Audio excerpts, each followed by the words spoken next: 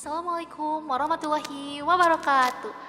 Halo Sobat Stikers Rumah Sakit Ustira, kembali lagi di channel Orkestra obrolan seputar Stikers Rumah Sakit Dustira.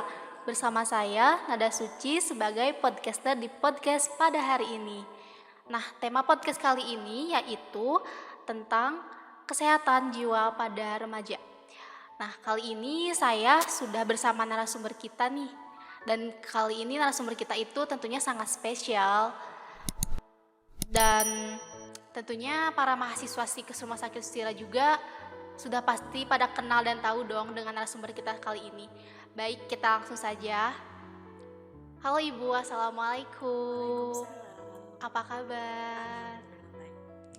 Baik, sebelum kita mulai podcast pada hari ini, Ibu silakan diperkenalkan diri Ibu terlebih dahulu. Karena kan ada istilahnya tak kenal maka tak sayang ya Bu ya. Baik, halo semuanya. Kenalkan, nama saya Enda Sarwenda.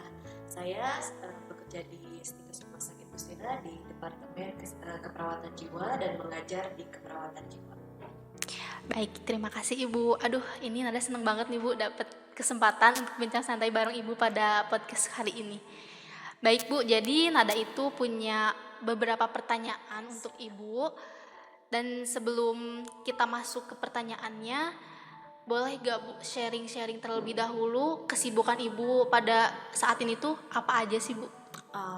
Kalau saya sekarang sibuknya ya seperti biasa mengajar, melaksanakan Tridharma Perguruan Tinggi, pembelajaran, penelitian dan juga pengabdian masyarakat.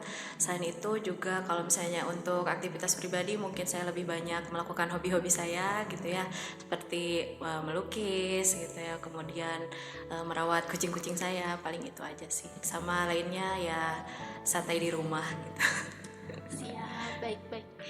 Oke, kita langsung saja masuk ke pertanyaannya Bu ya.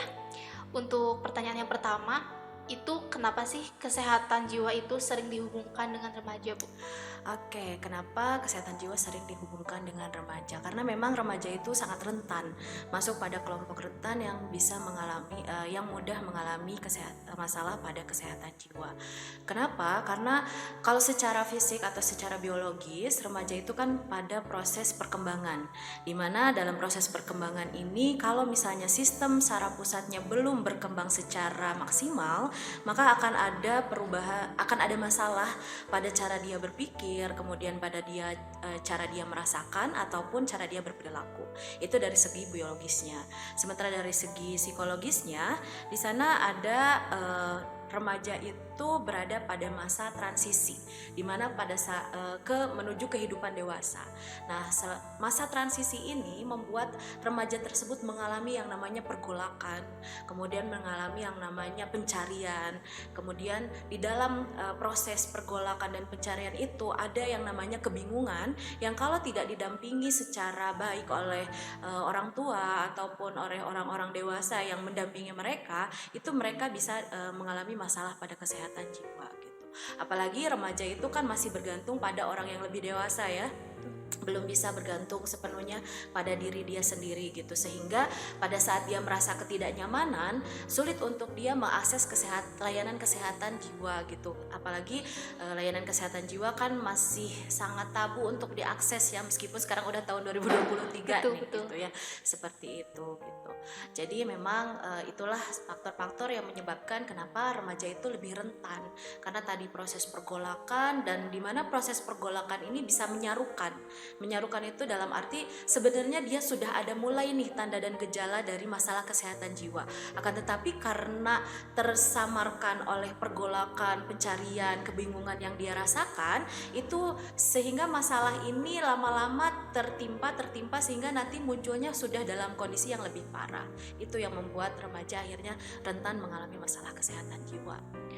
Berarti untuk permasalahan kesehatan jiwa ini berarti sangat berpengaruh sekali terhadap pertumbuhan para remaja sendiri ya Bu ya? Iya, apalagi remaja itu kan juga pencariannya itu sangat, remaja itu sangat curiosity-nya sangat tinggi, kepo-nya itu sangat tinggi, pengen melakukan ini, pengen melakukan itu, penasaran terhadap segala sesuatu. Makanya kalau tidak didampingi secara baik oleh orang dewasa atau orang tua yang mendampingi mereka, maka mereka bisa sangat-sangat rentan terhadap masalah kesehatan jiwa.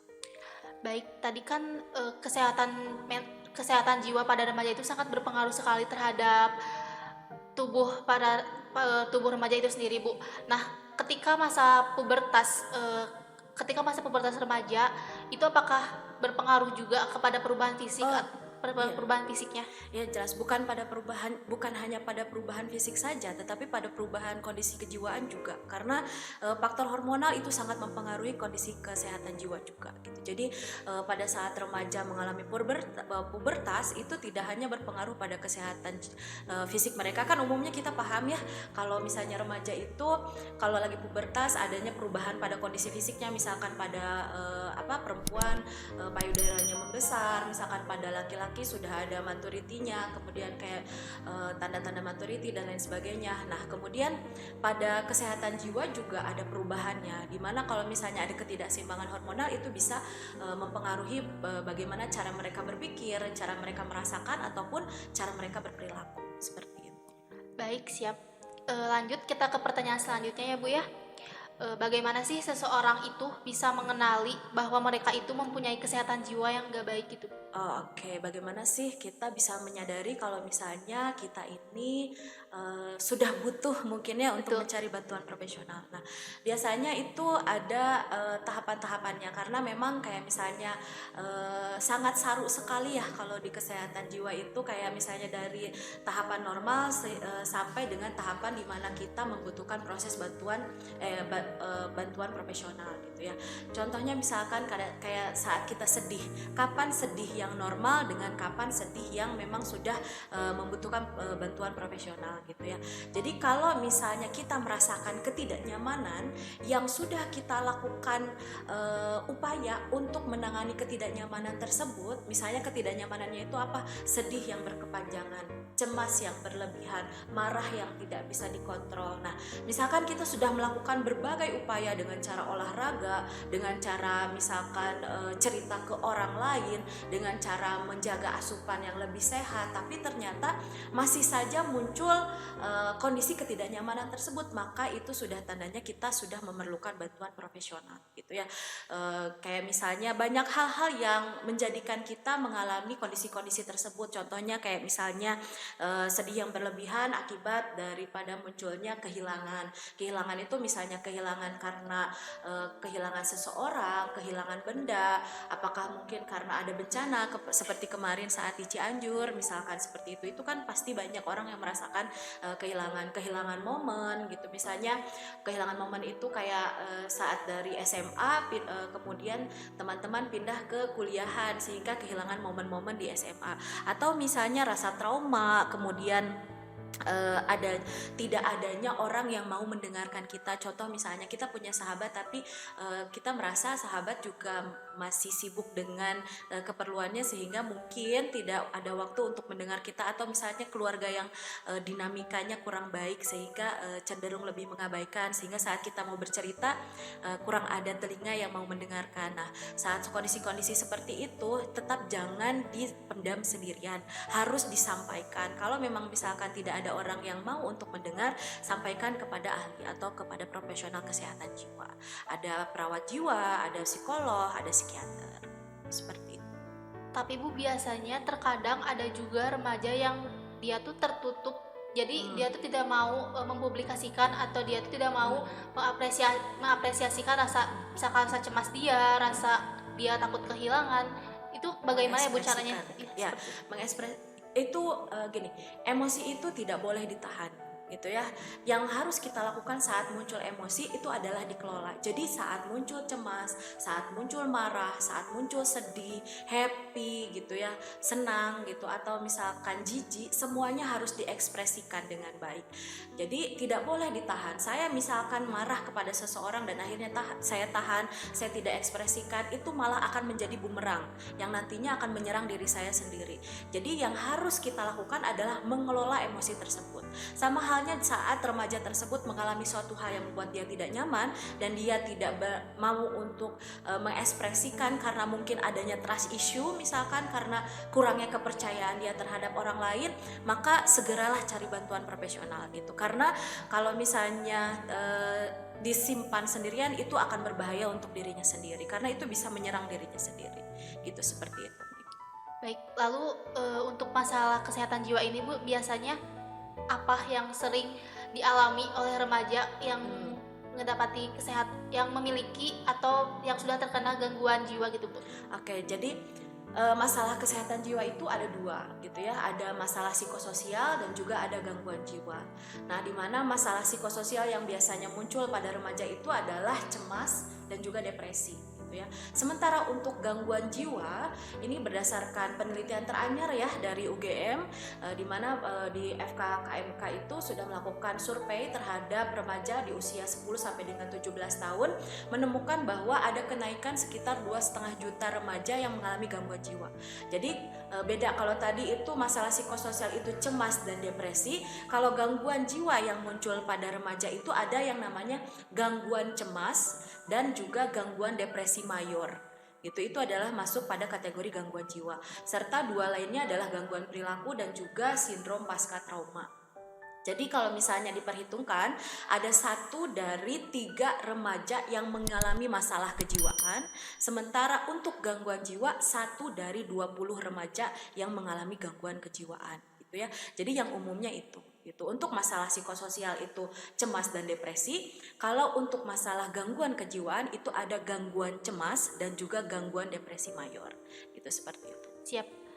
Lalu untuk kalau misalkan kita membahas tentang seorang mahasiswa nih Bu ya, terkadang ada mahasiswa yang udah bener-bener kayak stres banget gitu Bu, entah itu menghadapi pelajaran di perkuliahan, entah juga dia mengalami masalah di keluarganya atau pertemanannya. Nah itu bagaimana sih Bu untuk cara menanggulangi mahasiswa yang kedapat masalah kejiwaan seperti itu? Lebih spesifiknya kayak peran dosen tuh gimana untuk bisa merubah mahasiswa itu tuh bisa kembali lagi untuk bisa berpikiran jernih, untuk mengontrol emosi dia gitu Bu. Oke, baik. Jadi memang kami juga sebagai dosen juga selain bertanggung jawab pada kondisi pembelajaran, kami juga bertanggung jawab pada kondisi kesejahteraan mahasiswa di sana, yang termasuk di dalamnya adalah terkait kesehatan jiwa mahasiswa gitu ya. Dimana di sini kami membentuk adanya dosen PA atau pembimbing akademik yang bisa siap sedia untuk membantu mahasiswa, untuk mendengarkan mahasiswa dan juga memberikan solusi bersama pada saat adanya masalah-masalah yang mungkin dirasakan oleh mahasiswa, termasuk pada ketidaknyamanan tadi yang dirasakan oleh mahasiswa.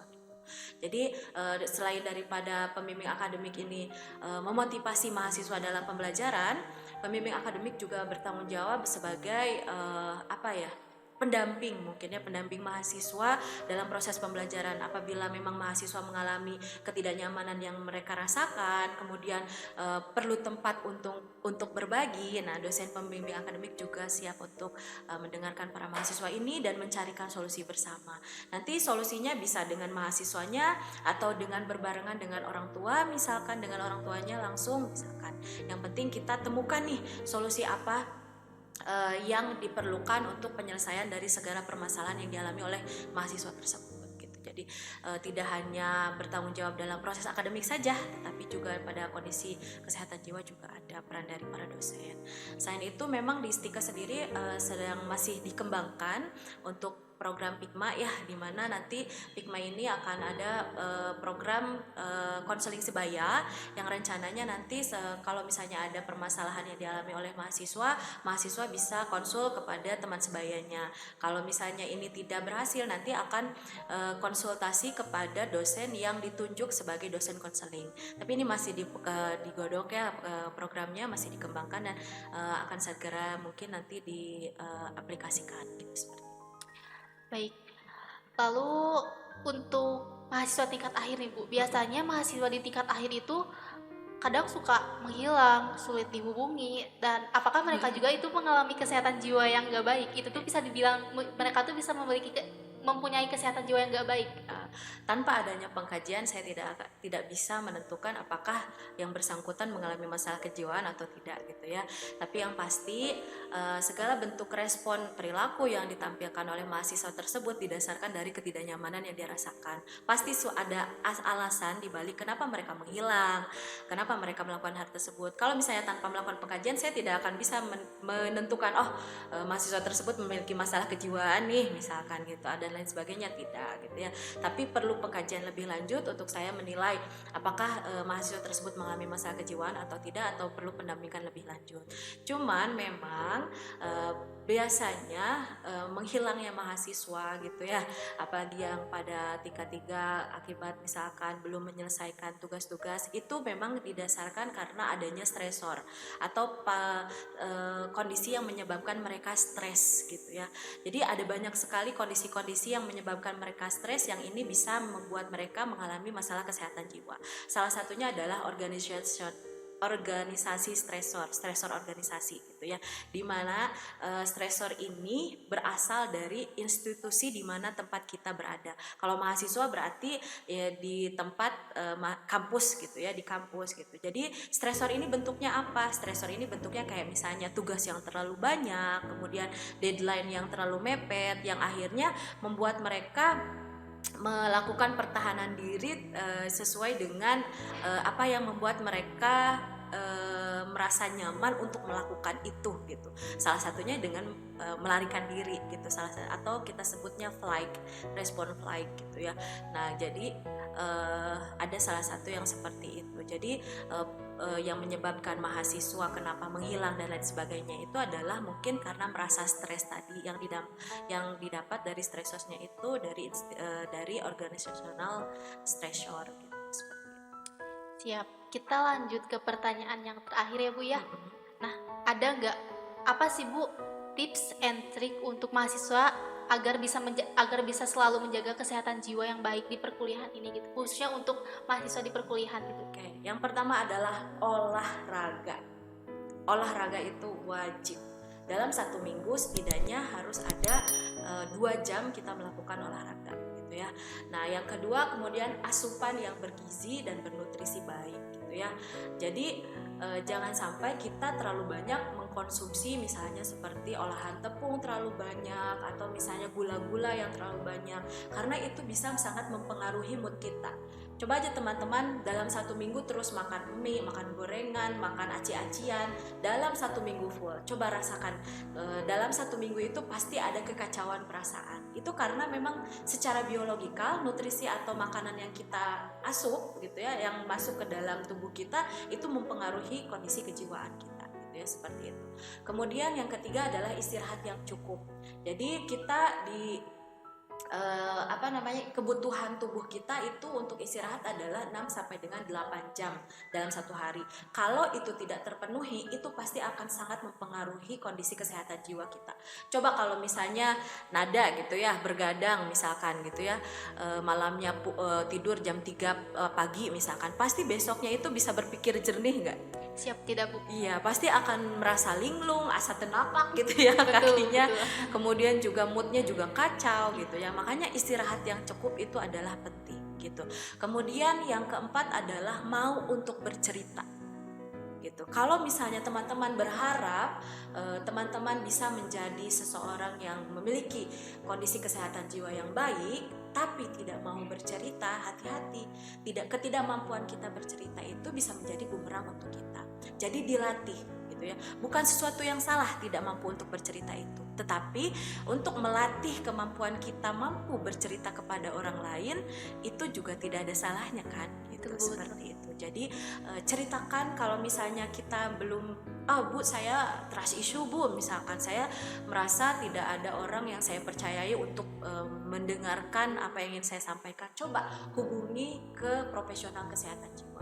Ada psikolog, ada psikiater, atau ada perawat jiwa gitu. Atau misalnya ke dosen pembimbing akademiknya boleh, silakan ya, seperti itu. Karena kami juga disumpah untuk selalu menjaga rahasia dari teman-teman yang menceritakan kondisi dari teman-teman teman-teman sendiri gitu ya, seperti itu. Yang terakhir adalah punya aktivitas, punya hobi. Jadi jangan sampai kita tidak melakukan apa yang menjadi kesenangan kita. Punya aktivitas, punya hobi, dan punya komunitas yang mendukung hobi kita itu lebih baik. Jadi kalau misalnya Nada hobinya apa? Siap, hobi membaca, Bu. Aduh, Masya Allah, hobi membaca, lakukan hobi tersebut gitu, karena kita harus memiliki minimal 3 aja hal yang kita sukai, karena itu bisa menjadi tolak ukur. Kalau misalnya Nada sudah tidak suka membaca, artinya ada sesuatu nih pada kondisi kesehatan jiwa kita.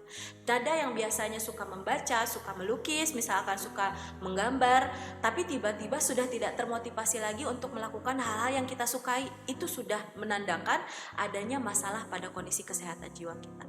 Makanya kerjakan apa yang kita sukai, dan cari komunitas yang mendukung apa yang kita sukai. Misalkan komunitas literasi, misalkan itu kan banyak sekali ya nih. Nah itu bisa Nada masuki, kemudian kita bisa saling sharing, berbagi informasi dengan para anggota dari komunitas tersebut gitu, seperti itu. Baik. Nah, berhubung sekarang kita sudah ada di penghujung acara nih Bu ya, ada nggak dari Ibu kata-kata motivasi untuk siapapun yang nonton podcastan di pagi hari ini, Bu? Oke, untuk teman-teman mungkin ini adalah kata-kata yang sangat saya sukai, yang ini dijadikan wallpaper handphone saya. Gitu ya. Tidak ada rasa bersalah yang dapat mengubah masa lalu, dan tidak ada kekhawatiran yang dapat mengubah masa depan. Karena kita hidup untuk hari ini, jadi nikmati hidup kita di hari ini dan hari-hari selanjutnya mungkin ya. Seperti itu. Masya Allah. Makasih banyak Bu atas waktunya. Ibu telah meluangkan waktu untuk bisa tampil di podcast kita pada hari ini. Tadi tuh Nada enjoy banget bisa sharing, ngobrol santai bareng Ibu gitu Bu. Nada banyak banget pelajaran Nada dapet, terus bisa sharing sama Ibu juga. Nah, untuk teman-teman Rumah Sakit Stika Susila juga tentunya ini sangat bermanfaat sekali Bu. Nah, jadi itu dia teman-teman podcast kita pada hari ini. Jangan lupa pantengin terus channel orkestra. Jangan lupa komen, like, subscribe, and share. Terima kasih. Assalamualaikum warahmatullahi wabarakatuh.